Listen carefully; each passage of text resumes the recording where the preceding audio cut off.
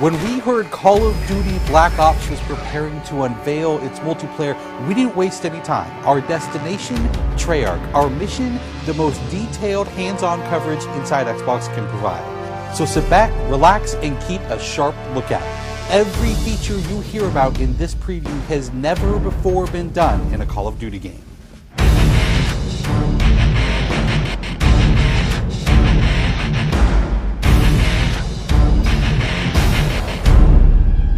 We begin where the multiplayer trailer for Black Ops left off, with theater mode.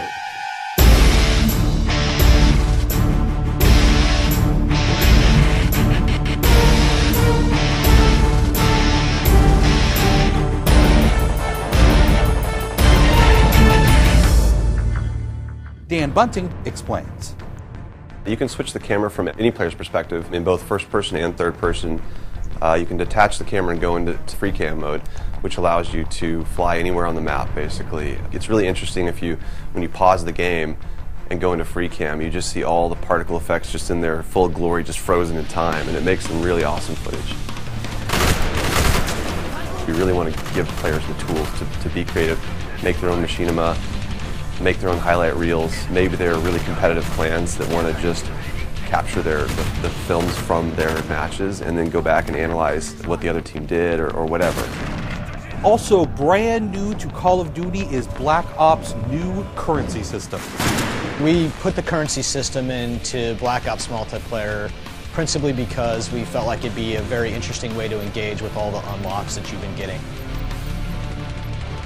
So one of the things that's really fun about currency is instead of being specifically told at a specific level what you're going to get, we're unlocking features by level, but then once the feature is unlocked, you can purchase any component of that feature with the currency directly.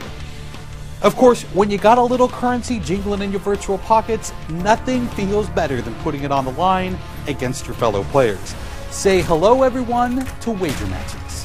When we were developing the Wager Match game modes, we went through a whole bunch of ideas to find the 4 that we were going to use to ship inside the game.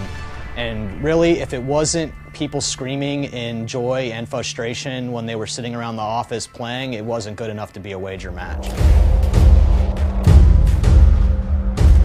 Wager Matches are all free-for-all modes, and they exist separately from the standard playlist. They include game modes like Gun Game, where you're in a race to score a kill with 20 different weapons, beginning with pistols and advancing through ever more explosive weaponry.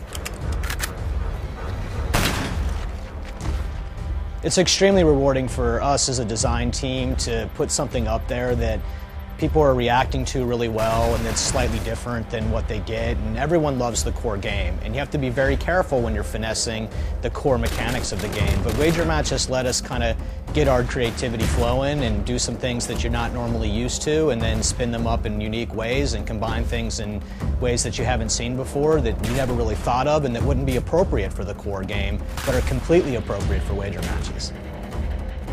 While the classic Call of Duty challenge system is still very much in place, Black Ops is also adding a new feature called contracts.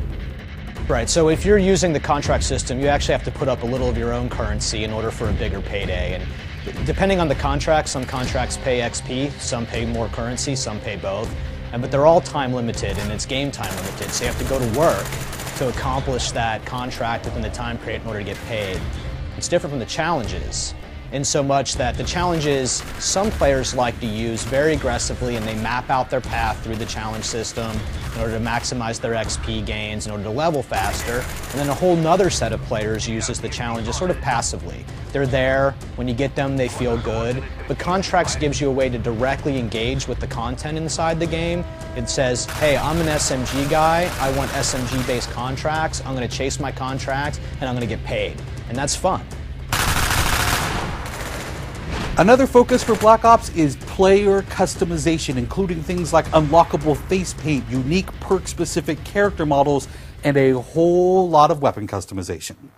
We've been we stole the line from Full Metal Jacket, this is my weapon, this is my gun, and we're chanting that around the office as sort of our mantra for this feature. Originally it started with one of our designers he just made kind of an offhand comment one day where he said, you know, I really have a certain attachment to the weapon that's my favorite. I want to make that weapon mine, and that was all it took.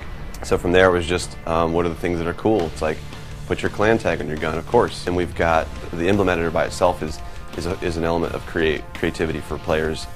And then the reticles, of course, so why not give people the option to select what kind of red dot they have. Maybe they don't like a dot, maybe they like a circle, maybe they like a triangle, maybe they like a standard crosshair, maybe they just want a line. And then there is combat training, which allows you to get comfortable with the trappings of multiplayer by competing in matches against AI-controlled opponents. You know, it's our hope that combat training can convert people who are largely single-player gamers who might have, dabbled around in multiplayer but never made that leap to playing online, and give them kind of this experience where they can get familiar with the mechanics and features and systems that multiplayer has, but they can do so at their own pace, they can do so without someone screaming in their ear what a noob they are, and practice up and then join the competitive fold. Experienced players could use combat training to practice up on a particular weapon, a particular tactic, or a particular map. So we think it appeals to both audiences, but most directly, it was designed to help new players get into the mix.